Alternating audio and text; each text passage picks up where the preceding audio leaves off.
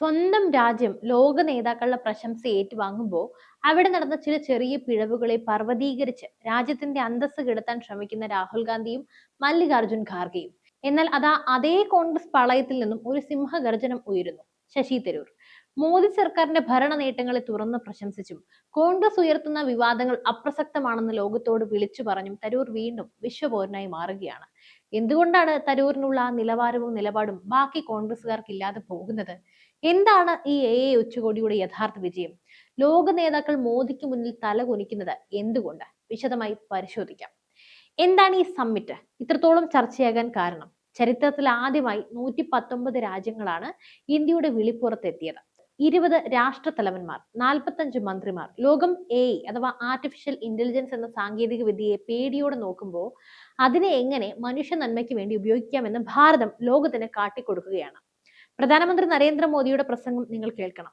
അദ്ദേഹം പറഞ്ഞത് യുടെ ജനാധിപത്യവൽക്കരണത്തെക്കുറിച്ചാണ്. കുറച്ച് പണക്കാരായ രാജ്യങ്ങളോ കമ്പനികളോ മാത്രം കൈവശം വെക്കേണ്ട ഒന്നല്ല ഈ വിദ്യ. ഇത് ഗ്രാമങ്ങളിലെ സാധാരണക്കാരിലേക്ക് വരെ എത്തണം. കുട്ടികളുടെയും സ്ത്രീകളുടെയും സുരക്ഷ ഉറപ്പാക്കുന്ന ഡാറ്റയുടെ ഉടമസ്ഥാവകാശം ആ രാജ്യത്തിന് തന്നെ നൽകുന്ന ഒരു പുതിയ ഗ്ലോബൽ പ്രോട്ടോകോൾ ഇന്ത്യ മുന്നോട്ട് വെച്ചു. മുമ്പ് ഫ്രാൻസിൽ നടന്ന ഉച്ചകോടിയിൽ രാജ്യങ്ങൾ തമ്മിൽ തല്ലുകയായിരുന്നു.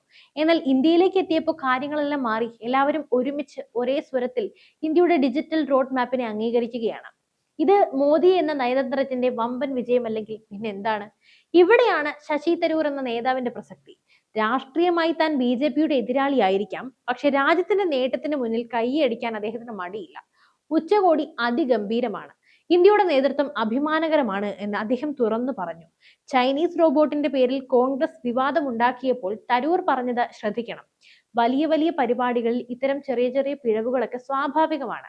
അതിനെ പർവ്വതീകരിക്കേണ്ട ആവശ്യമൊന്നുമില്ല. കണ്ടോ, ഇതാണ് പക്വതയുള്ള രാഷ്ട്രീയം എന്ന് പറയുന്നത്. രാഹുൽ ഗാന്ധിയും ഖാർഗെയും ഒക്കെ ഇതിനെ ഒരു പബ്ലിസിറ്റി സ്റ്റണ്ട് എന്ന് വിളിക്കുമ്പോൾ അവർ യഥാർത്ഥത്തിൽ അപമാനിക്കുന്നത് മോദിയെ അല്ല, ഇന്ത്യയാണ്, സ്വന്തം രാജ്യത്തെയാണ്, ഇന്ത്യയുടെ ഡിജിറ്റൽ വിപ്ലവത്തെയാണ്.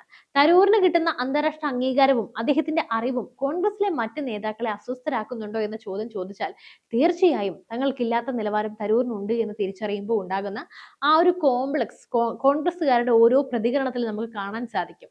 അതിപ്പോൾ രമേശ് ചെന്നിത്തല തൊട്ട് VD സതീശൻ തൊട്ട് KC വേണുഗോപാൽ വരെ അത് ഉള്ളതാണ്. എന്തായാലും നമുക്ക് ആ വിവാദങ്ങളിലേക്ക് ഒന്ന് പോകാം. ഗാൽഗോട്ടിയാസ് യൂണിവേഴ്സിറ്റി എന്ന സ്വകാര്യ സ്ഥാപനം അവരുടെ സ്റ്റാളിൽ ഒരു റോബോട്ട് നായയെ വെച്ചു. അത് ചൈനീസ് നിർമ്മിതമാണെന്ന് കണ്ടപ്പോൾ തന്നെ സർക്കാർ അധികൃതർ ഇടപെട്ട് ആ സ്റ്റാൾ ഒഴിപ്പിച്ചു. ഒരു വലിയ മേളയിൽ ലക്ഷക്കണക്കിന് സാധനങ്ങൾ വരുമ്പോൾ വരാവുന്ന ഒരു പിശക് മാത്രമാണത്. അതിനെ രാജ്യദ്രോഹം എന്നൊക്കെ വിളിച്ച് ഖാർഗെ ആക്രോശിക്കുന്നത് എത്രത്തോളം പരിതാപകരമാണ്. ഇവരുടെ ഭരണകാലം എടുത്താൽ പോരെ, ഇന്ത്യയുടെ നിലവാരം അന്ന് എന്തായിരുന്നു? ആ 10 വർഷം മുമ്പുള്ള ഇന്ത്യയല്ല ഇന്ന്. ഡൽഹിയിലെ ഗതാഗത കുരുക്കിനെ കുറിച്ച് ഋഷി സുനക് പറഞ്ഞ തമാശ പോലും സർക്കാരിനെതിരെ ആയുധമാക്കാൻ കോൺഗ്രസ് ശ്രമിച്ചു. എന്നാൽ സുനക് പറഞ്ഞത് ഇന്ത്യയുടെ വളർച്ചയുടെ വേഗതയെക്കുറിച്ചാണ്. അതുപോലെ ബിൽഗേറ്റ്സ് വന്നില്ലെങ്കിൽ ഇന്ത്യയുടെ നയം ഇല്ലാതാകുമോ? ഇല്ല. ഇന്ത്യയുടെ കരുത്ത് ബിൽഗേറ്റ്സിനെ പോലെയുള്ള വ്യക്തികളിലല്ലേ ഉള്ളത്, മറിച്ച് നമ്മുടെ 140 കോടി ജനങ്ങളിലാണ്. ഇതൊന്നും കാണാതെ എന്തിലും ഏതിലും കുറ്റം കണ്ടുപിടിക്കാൻ ഇറങ്ങി പുറപ്പെട്ട കോൺഗ്രസ് നേതാക്കൾ സ്വന്തം പാർട്ടിയുടെ ശവക്കുഴിയാണ് തോണ്ടുന്നത്. ഫ്രഞ്ച് പ്രസിഡന്റ് ഇമ്മാനുവൽ മാക്രോൺ ഈ ഉച്ചകോടിയിൽ ഇന്ത്യയെ വാനോളം പുകഴ്ത്തി. ഇന്ത്യയുടെ ഡിജിറ്റൽ ഇൻഫ്രാസ്ട്രക്ചർ ലോകത്തിന് തന്നെ മാതൃകയാണെന്നാണ് അദ്ദേഹം പറഞ്ഞത്. UPI വഴി ചായക്കടക്കാരൻ പോലും ഡിജിറ്റൽ പേയ്മെന്റ് നടത്തുന്ന വിപ്ലവം ലോകം ചർച്ച ചെയ്യുകയാണ്. മക്രോൺ മാത്രമല്ല, വികസിത രാജ്യങ്ങളിലെ പല നേതാക്കളും ഇന്ത്യയുടെ ഈ വിപ്ലവത്തിൽ പങ്കാളികളാകാൻ ക്യൂ നിൽക്കുകയാണ്. നിർമ്മിത ഉള്ളടക്കങ്ങൾക്ക് വാട്ടർമാർക്ക് വേണമെന്ന മോദിയുടെ നിർദ്ദേശം ഇന്ന് ലോക രാജ്യങ്ങൾ ഏറ്റെടുത്തിരിക്കുകയാണ്. ഡീപ് ഫേക്ക് പോലെയുള്ള അപകടങ്ങളിൽ നിന്നും ജനങ്ങളെ രക്ഷിക്കാൻ ഇന്ത്യ മുന്നോട്ട് വെച്ച നിർദ്ദേശങ്ങൾ ആഗോളതലത്തിൽ വലിയ മാറ്റങ്ങൾ കൊണ്ടുവരും. കഴിഞ്ഞ 10 വർഷത്തിനുള്ളിൽ ഭാരതം കൈവരിച്ച ഡിജിറ്റൽ വളർച്ചയൊന്ന് നോക്കാം. 2014 മുമ്പ് നമ്മൾ എവിടെയായിരുന്നു? ഇന്ന് നമ്മൾ ലോകത്തിന് വഴികാട്ടുന്ന ഡിജിറ്റൽ ഹബ്ബായി മാറി. ഭാരത് ഇമ്പാക്ട് സമ്മിറ്റ് ഇതിന്റെ മകുടോദാഹരണമാണ്. ഇന്ത്യയുടെ നിർദ്ദേശങ്ങൾ ലോക രാജ്യങ്ങൾ അംഗീകരിക്കുക എന്ന് പറഞ്ഞാൽ നമ്മൾ ഇപ്പോൾ ലോകത്തിന്റെ റൂൾ മേക്കറായി മാറിയിരിക്കുന്നു എന്നാണ് അർത്ഥം. ചൈനയോ അമേരിക്കയോ മാത്രം തീരുമാനിക്കേണ്ട കാര്യമല്ല ലോകത്തിന്റെ ഡിജിറ്റൽ ഭാവി എന്ന് മോദി തെളിയിച്ചു. ഈ നേട്ടങ്ങളെല്ലാം BJP സർക്കാരിന്റെ ഇച്ഛാശക്തിയുടെ ഫലമാണ്. ഇതിനെ എതിർക്കുന്നവർ യഥാർത്ഥത്തിൽ ഇന്ത്യയുടെ വളർച്ചയെ തന്നെയാണ് എതിർക്കുന്നത്. അതിൽ യാതൊരു സംശയവും വേണ്ട.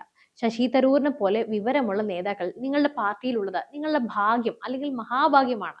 അദ്ദേഹത്തെ പോലെയുള്ളവർ യാഥാർത്ഥ്യം തിരിച്ചറിഞ്ഞ് സംസാരിക്കുമ്പോൾ ഇതിനെ പുകഴ്ത്താനാണ് നിങ്ങൾ പഠിക്കേണ്ടത്. അല്ലാതെ തങ്ങൾക്കില്ലാത്ത നിലവാരം തരൂരിനുണ്ട് എന്ന് കരുതി സങ്കടപ്പെട്ടിട്ടോ അദ്ദേഹത്തെ ഒറ്റപ്പെടുത്തിയിട്ടോ യാതൊരു കാര്യവുമില്ല. ജനങ്ങൾക്ക് ഇന്ന് തിരിച്ചറിവുണ്ട്. അത് രാജ്യത്തിന് വേണ്ടി നിൽക്കുന്നു.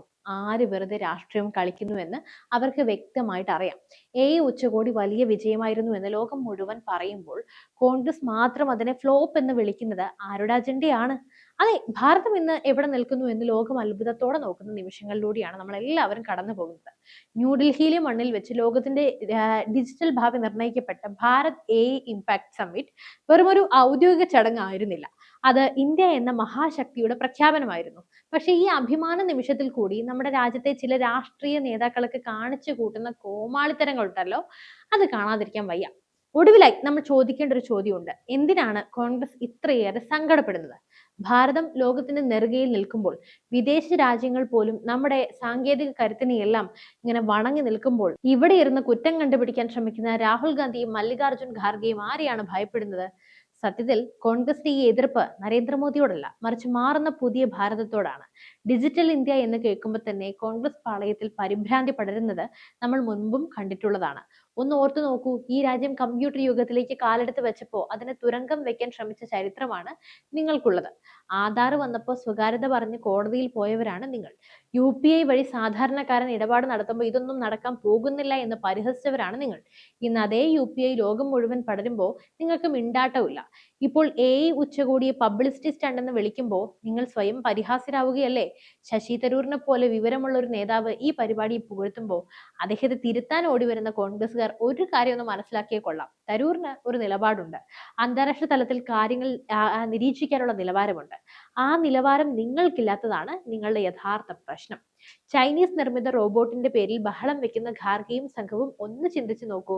പതിറ്റാണ്ടുകൾ രാജ്യം ഭരിച്ചിട്ടും ഒരു സൂചി പോലും ഇവിടെ നിർമ്മിക്കാനുള്ള അന്തരീക്ഷം ഒരുക്കാതെ ചൈനീസ് ഉൽപ്പന്നങ്ങൾക്ക് ഇന്ത്യയുടെ വിപണി തുറന്നു കൊടുത്തത് ആരായിരുന്നു? ഇന്നൊരു സ്വകാര്യ സ്ഥാപനം ചൈനീസ് റോബോട്ട് പ്രദർശിപ്പിച്ചത് കണ്ടുപിടിക്കുകയും ഉടൻ തന്നെ ആ സ്റ്റാൾ ഒഴിപ്പിക്കുകയും ചെയ്തത് മോദി സർക്കാരിന്റെ ജാഗ്രതയാണ്. അതിനെ പോലും സർക്കാരിനെതിരെയുള്ള ആയുധമാക്കാൻ നോക്കുന്നത് നിങ്ങളുടെ രാഷ്ട്രീയ പാപ്പരത്വം തന്നെയാണ് കാണിക്കുന്നത്. അതിൽ യാതൊരു സംശയവും ഇല്ല. ഇന്ത്യൻ ഡാറ്റ വിൽക്കാനുള്ള വേദിയാണെന്ന് രാഹുൽ ഗാന്ധി ആക്ഷേപിക്കുമ്പോൾ ആഗോളതലത്തിൽ ഡാറ്റ സുരക്ഷയ്ക്കായി നിയമനിർമ്മാണം നടത്താൻ ലോകത്തെ പ്രേരിപ്പിക്കുകയാണ് മോദി ചെയ്യുന്നത്.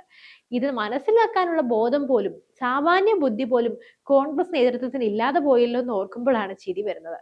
119 രാജ്യങ്ങൾ വന്ന് അംഗീകരിച്ചൊരു നയരേഖയെ തള്ളിപ്പറയാൻ നിങ്ങൾക്ക് എങ്ങനെ ധൈര്യം വന്നു? നിങ്ങൾ എതിർക്കുന്നത് മോദിയല്ല, മറിച്ച് ഭാരതത്തിലെ ലക്ഷക്കണക്കിന് വരുന്ന യുവതലമുറയുടെ സ്വപ്നങ്ങളെയാണ്. ഈ യുവാക്കൾക്ക് തൊഴിലും അവസരങ്ങളും നൽകുന്ന ഒരു പുതിയ സാങ്കേതിക വിപ്ലവത്തിനാണ് ഇവിടെ തുടക്കമിട്ടിരിക്കുന്നത്. അതിനെ അലങ്കോലം എന്നൊക്കെ വിശേഷിപ്പിക്കുന്നത് രാജ്യത്തോടുള്ള അവഹേളനം തന്നെയാണ്. അതുകൊണ്ട് തന്നെ നിങ്ങൾ സങ്കടപ്പെടേണ്ടത് തരൂരിന്റെ നിലപാട് കണ്ടിട്ടല്ല, മറിച്ച് കാലം ഇത്രയായിട്ടും കാലം ഇത്രയൊക്കെ മാറിയിട്ടും നിങ്ങളുടെ രാഷ്ട്രീയം മാത്രം മാറാത്തതിനെ കുറിച്ചാണ്. ലോകം മുഴുവൻ ഇന്ത്യയെ പുകഴ്ത്തുമ്പോൾ ആ വിജയത്തിൽ പങ്കുചേരാൻ കഴിയാത്ത വിധം നിങ്ങളുടെ കണ്ണ് രാഷ്ട്രീയ തിമിരം ബാധിച്ച് മൂടിയിരിക്കുകയാണ്. തരൂരിന് കിട്ടുന്ന ആ ലോക അംഗീകാരവും അദ്ദേഹത്തിന്റെ അറിവും നിങ്ങളെ അസ്വസ്ഥരാക്കുന്നുണ്ടെങ്കിൽ അത് നിങ്ങളുടെ മാത്രം കുറ്റമാണ്. ഇന്ത്യ മുന്നോട്ട് തന്നെ പോകും. നിങ്ങൾ ഈ കുറ്റപ്പെടുത്തലുകളും പരിഹാസവും ഒക്കെ ആയി ചരിത്രത്തിന്റെ പുറമ്പോക്കിൽ ഒതുങ്ങിപ്പോകുമെന്ന കാര്യത്തിൽ സംശയം വേണ്ട. ജനങ്ങളെല്ലാം കാണുന്നുണ്ട്, ലോകം ഇന്ത്യയെ കേൾക്കുന്നുമുണ്ട്. നിങ്ങൾ ഇനിയും ഈ പഴയ പല്ലവി തന്നെ തുടർന്നാൽ വരാനിരിക്കുന്ന തിരഞ്ഞെടുപ്പുകളിൽ ജനങ്ങൾ നൽകുന്ന മറുപടി ഇതിലും കടുപ്പമുള്ളതായിരിക്കും. അതുകൊണ്ട് അതും കാത്തങ്ങട് ഇരുന്നോളൂ. മറ്റൊരു വിഷയമായി വീണ്ടും എത്തും വരെ നന്ദി.